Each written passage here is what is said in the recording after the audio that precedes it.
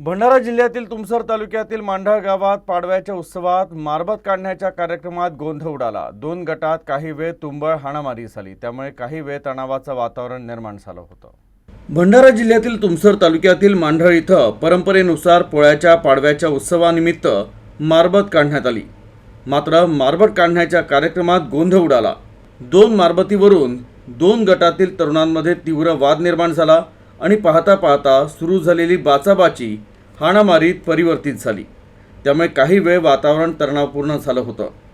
गावात गोंधळाची परिस्थिती निर्माण झाल्यानं नागरिकांमध्ये भीतीचं वातावरण पसरलं, तर पोलिसांनी तत्काळ घटनास्थळी धाव घेतली आणि परिस्थिती नियंत्रणात आणली। मात्र या प्रकरणी पोलिसात गुन्हा दाखल करण्यात आला नसला तरी पोलीस परिस्थितीवर लक्ष ठेवून आहे।